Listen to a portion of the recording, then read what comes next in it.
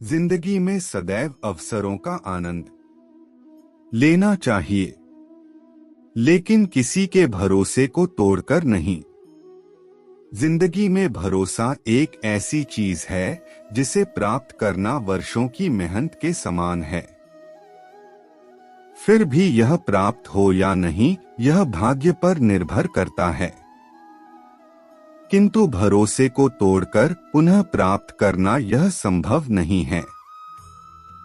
इसलिए जिंदगी में अवसरों का आनंद सदैव ले, लेकिन भरोसे को कभी टूटने ना दें। अगर ईश्वर तुम्हें ज्यादा प्रतीक्षा करवा रहे हैं, हो सकता है जितना तुमने मांगा उससे ज्यादा देने वाला हो। अगर किसी लक्ष्य, खुशी या सफलता की प्राप्ति में लंबा समय लग रहा है, प्रतीक्षा की अवधि अधिक है, तो हो सकता है आपकी अपेक्षा से ज्यादा आपको मिलने वाला है।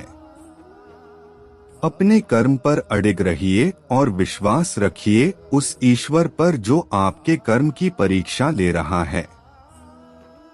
बुराई तो तुम्हें हजारों की भीड़ में भी तुम्हें ढूंढ लेगी। ठीक उसी प्रकार जैसे गायों की झुंड में बछड़ा अपने मां को ढूंढ लेता है, परंतु जो बंसी वाले को दिल से मानता है वह बुराई में भी अच्छाई को ढूंढ लेता है। व्यक्ति को सदैव बुराई से बचकर रहना चाहिए। अगर कोई बुरा कर्म करता है तो वह कर्म उसको अपने जीवन में भोगना ही पड़ता है।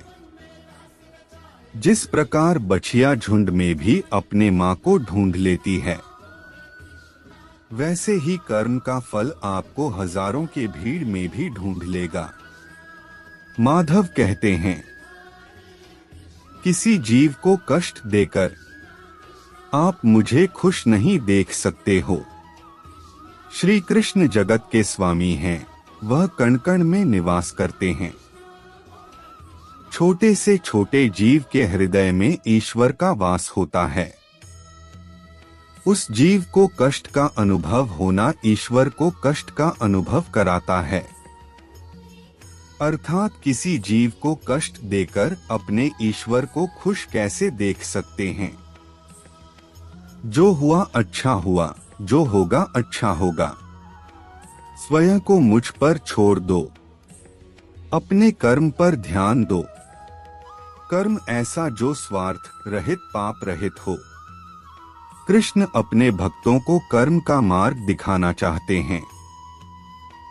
वह कहते हैं, अपने कर्म समाज के प्रति और मानव कल्याण के प्रति केंद्रित करते हुए करो। बाकी फल की चिंता मत करो, उन सभी कर्मों को मुझे समर्पित करो।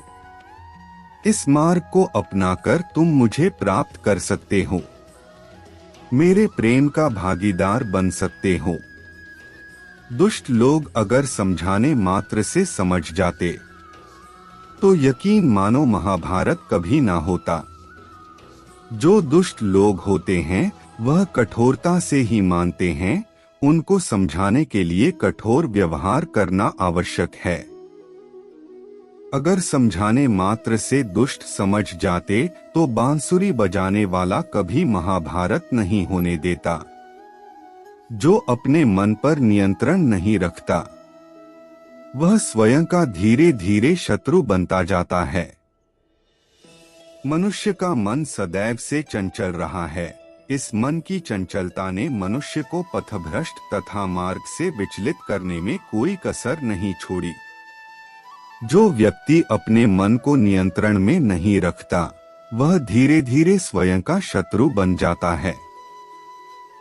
ज्यादा हंसने और बोलने वाला व्यक्ति अगर चुप हो जाए तो मान लेना वह भीतर से टूट चुका है। जो व्यक्ति सदैव हंसता खेलता मुस्कुराता रहता हो, अगर वह अपने स्वभाव से भिन्न हो जाए, अर्थात चुप गुमसुम उदास रहने लगे, तो समझना उसके हृदय में एक पीड़ा है। उस पीड़ा ने उसे कमजोर बना दिया है। जिस व्यक्ति के पास संतुष्टि नहीं है उसे कितना भी मिल जाए वह असंतुष्ट ही रहेगा। जिस व्यक्ति के पास संपूर्ण धन दौलत, ऐश्वर्य, वैभव सब है, मगर संतुष्टि नहीं है, उस धन दौलत का कोई अर्थ नहीं। वह सदैव असंतुष्ट की स्थिति में ही रहता है।